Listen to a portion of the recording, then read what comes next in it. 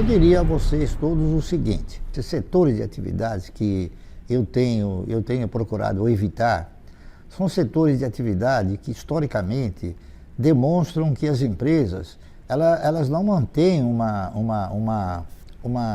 grande espaço de tempo, não duram muito tempo. Se vocês pegarem o histórico da maioria das empresas de aviação, por exemplo, nós tivemos a Real Transportes Aéreos, a Panair do Brasil, a Varig, a Cruzeiro do Sul, a Transbrasil, enfim, tivemos uma infinidade de ações, de empresas de aviação. Agora, por que essas empresas elas têm assim essa característica de não se consolidarem dentro desse critério de perenidade? É porque elas não dependem delas, elas dependem exclusivamente de terceiros. Uma empresa de aviação, ela depende do aeroporto, que ela tem que pagar, ela depende do combustível, ela depende da manutenção dos equipamentos, que nem sempre são feitos aqui no país, ela depende também da regulamentação, do preço das passagens, enfim, ela tem um sem número de controles que nem sempre ela consegue gerenciar. Por isso, eu acho que ela não se enquadra numa empresa que tem essa condição de perenidade, tá certo? O setor, ele pode ser perene, mas as empresas, elas não são perenes. Porque eu acredito que nós sempre teremos o setor de aviação, mas não com as mesmas empresas. O setor de construção é um setor que a maioria das empresas que estão listadas nessa atividade são empresas que não possuem patrimônio. A grande realidade é essa. Eles utilizam o quê? Utilizam o caixa do próprio adquirente para edificarem as construções, né? Principalmente quando são construções de residências, né? Isso pode não ser o mesmo caso na questão de construções de galpões ou de lajes corporativas, mas de qualquer maneira o conceito é mais ou menos o mesmo. Eles vão depender sempre ou de uma aquisição ou de uma locação. Esse setor ele varia muito em função da forma como se conduzem os agentes econômicos nos diversos estágios de um ciclo, não é isso? Hoje nós estamos atravessando um ciclo um tanto quanto recessivo, porque nós tivemos um período bastante fértil na questão de construções, e esse período parece que inflacionou o número de imóveis em construção. Muitos compraram imóveis na planta, imaginando que talvez depois de pronto eles teriam um mercado regular, e isso não aconteceu, em virtude de inúmeros fatores, entre os quais a gente poderia citar a perda de poder aquisitivo do indivíduo, não é isso? Então o setor de construção é um setor que eu também me atrevo a não recomendar em virtude desses fatores que eu elenquei. Turismo é um outro setor que ele tem características perversas, não é isso? Porque na razão direta que uma empresa que opera exterior, ela tem a incidência da questão cambial, e a questão cambial às vezes penaliza demais. Nós tivemos, por exemplo, empresas como a Solitur, nós tivemos a AT, que era uma das maiores empresas, né? A AT era Argentina Turismos Internacionais. Nossa, nós tivemos um sem número de empresas, e agora, recentemente, mais precisamente domingo, quebrou a maior empresa do mundo de turismo, exatamente por causa desses fatores.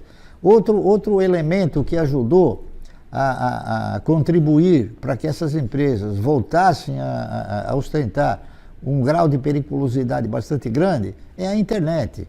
Muitos agora passaram a comprar através de outros organismos que oferecem estadias a um preço mais conveniente, não é isso? E as próprias empresas de aviação. Hoje, com o número de vagas, o número de assentos disponíveis, eles acabam disponibilizando passagens a custos menores. E isso em virtude dessas mudanças, principalmente a mudança no dólar, não é? E também a questão dos financiamentos. É uma empresa que depende muito de financiamento, porque viagem e lazer é uma coisa que o cidadão ele procura fazer sempre pagando de uma forma parcelada, não é isso? Dificilmente alguém investe um valor muito grande na questão do lazer, principalmente em passagens. Então, se não houver esse elemento favorecedor, dificilmente uma empresa prospera, tá correto? O setor de frigoríficos, ele faz parte do setor de alimentos, não é isso? Mas ele é um dos segmentos do setor de alimentos, né? Nós temos o setor de lácteos, nós temos o setor de oleaginosas, nós temos o setor de grãos, tá correto? Acontece que o setor de frigoríficos, ele em muitas ocasiões, ou pelo menos em algumas ocasiões, ele acaba sendo assim, não preferido por pessoas que têm assim preferências, né? Preferências definidas, como por exemplo, o cidadão não compra ações de empresa de cigarro, o cidadão não compra ações de empresas de bebidas alcoólicas, o cidadão não compra ações que mata gado ou que mata suíno, tá entendendo? Então, a questão dos frigoríficos, elas ostentam também essa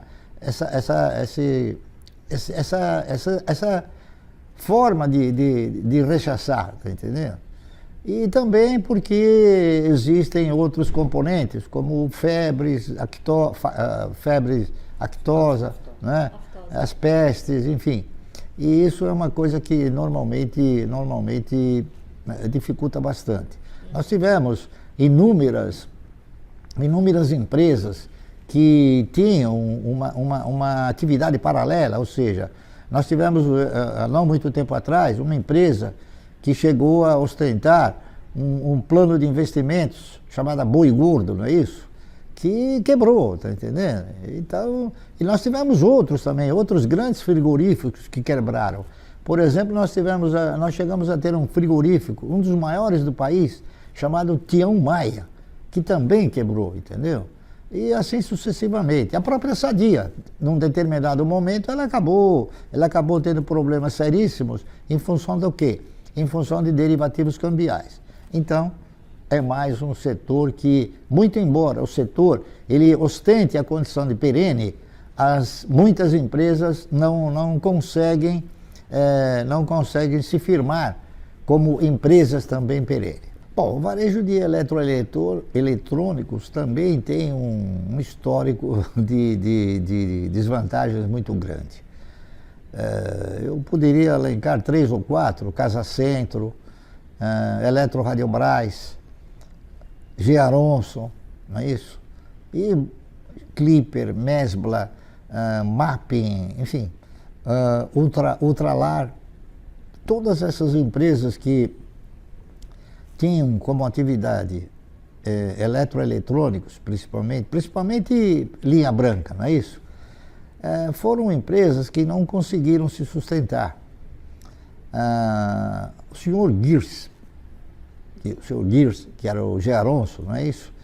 Ele em uma ocasião, conversando com ele foi claro, ele disse que realmente era um setor bastante difícil de se consolidar, porque num país como o nosso, que ostentava uma inflação muito grande, períodos com inflação grande, você comprava uma geladeira por R$1.000 e vendia a geladeira por R$1.500 em 10 parcelas. Ao termo do 6º mês, você estava pagando a geladeira nova por R$1.800. Então, quer dizer, você tinha que sistematizar um aporte de capital de giro sempre constante. Por quê? Porque a venda ela não conseguia contemplar a compra futura. Então, é também um setor de atividade que me agrada muito pouco e que eu sistematicamente não invisto em virtude desses fatores. Ok? Dificilmente as pessoas também compram à vista, não é isso? As pessoas utilizam o crediário e eu acredito também por força das prestações, da forma parcelada como se conduz, dependendo evidentemente de como está a inflação, o preço comprado, depois vendido, quando o reposto ele tem que ser ele acaba sendo mais caro do que o preço de venda. Essa é a razão pela qual, e também pelo fato, né, de pouquíssimas empresas terem pago dividendos, não é isso? Eu não conheço nenhuma que chegou a pagar bons dividendos aos seus acionistas.